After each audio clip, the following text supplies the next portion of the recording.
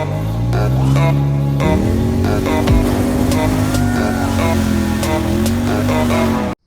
going to give you guys an overview of all the mods I have on my 2016 F150. So it's an XLT. It cost me $39,000 brand new. It was the 502A package, so it came with all the stuff that I wanted, but I definitely wanted to add some stuff on. I really like the Platinum, the Lariat, and the Limited and some other models that they had, but I didn't feel like spending, you know, 50, 60 grand on a truck, so I bought this XLT and kind of made it how I want it. If you see on the front, I have the Platinum grille.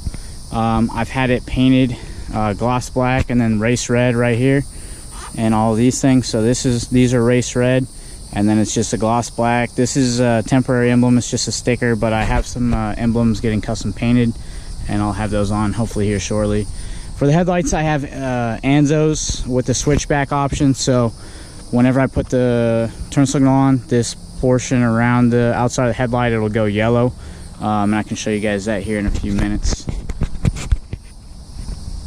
Looking at the suspension setup, what I'm running is I'm running a 2.5-inch level. It still scrubs a little bit. I have 22 by 12s, negative 43 offset. They're fuel Tritons. Then I have 33-inch Nitto Ridge grapplers, 33, 12, 50, 22. It rubs a little bit right here, but I just got to do some trimming and get this stuff out of the way, and it'll be fine. It won't rub. You do have to cut the crash bars in order to fit this effectively. For the level, like I said, it's just a 2.5-inch leveling block in the front, and then in the rear, I removed the OEM block that comes in the rear. For the mirrors, I have these Sippo towing mirrors. They have the turn signal on them, which was pretty nice. Right now I still have the stock badges, but I'm getting custom painted badges. They should be here shortly. I'll tell you that these tow mirrors are great.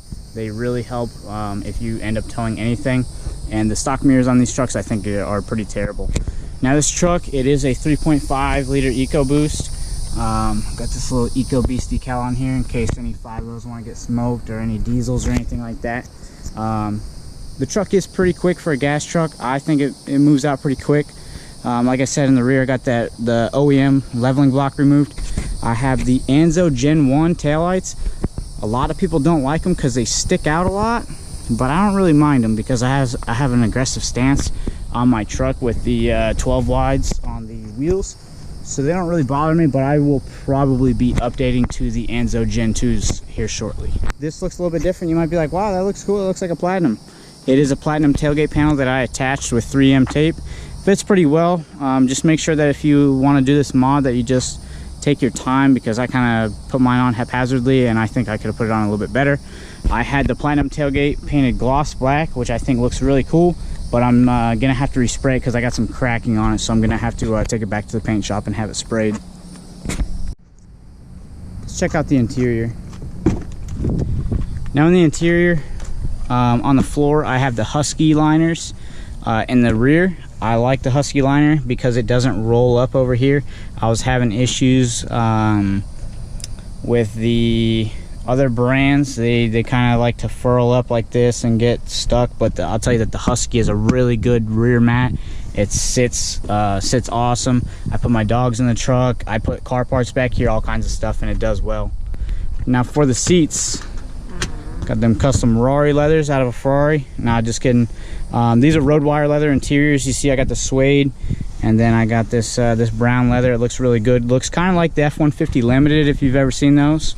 Here's the other side over here. Sorry, I just keep these flipped up a lot so I can just toss stuff back here. But they look pretty good. They are really comfortable compared to the stock stuff. It's nice because you don't have to worry about stains. I had a bunch of stains on my interior, and I was only at, I think, like 15 or 20,000 miles when I put these in. I already had a bunch of stains.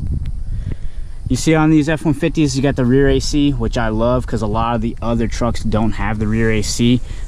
Specifically the diesels, like I know like the Cummins diesel and the Duramax diesel do not have air conditioning in the back. You got this nice little power thing right here, if you want to put a regular plug, and then you got one for like car chargers. Pretty convenient for your passengers in the back. Now Climbing into the cockpit, one thing I really like about the XLT 502A package is you have the numbers on this. If you don't know how to get the code for this, drop me a comment and I'll send you a message and tell you how to get the code if you bought your truck used. I bought mine brand new, so it came with a card and it showed me, but there's another way to find out. So here's the interior of the truck. As I said, I got those road wire leather interiors. Still got all the airbags. It's just a leather cover for your OEM seats, really.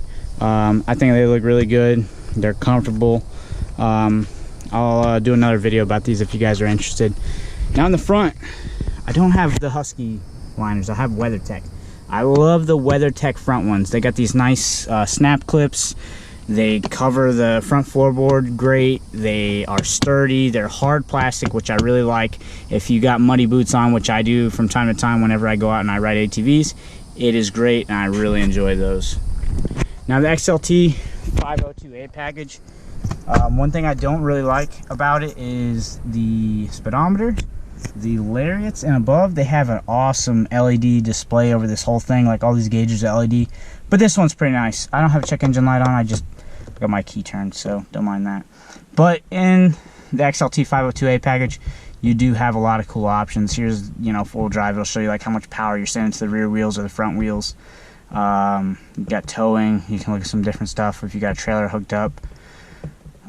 Fuel economy, I get 16.4 average miles per gallon, and that's legit. I haven't reset that for thousands of miles, so that's really what I'm getting. Currently have, what is that, 26,000 miles on the truck. I've had it since it had about 10 miles on the truck, and the truck's been great for me. Now, not all these F150s with the Sync 2 have the Apple CarPlay. I actually had to update a USB thing down here. This USB had to be changed out, which is a dealer part. It's plug and play, so you can just put it in and update the software through Wi-Fi, and you have Apple CarPlay, which is pretty cool. Here's a little four-wheel drive, how you change it into 4 high, 4 low.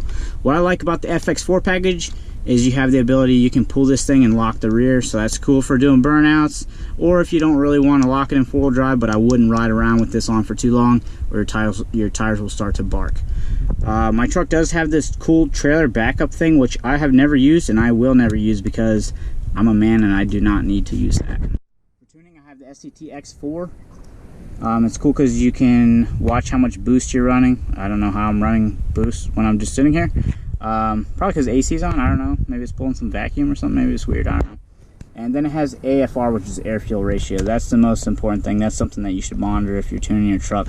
I just have the canned 93 tune, but I will be going with a tune soon from some tuner. I don't know who I'm going to go with yet. I like the 502A because you got the shifter in the middle.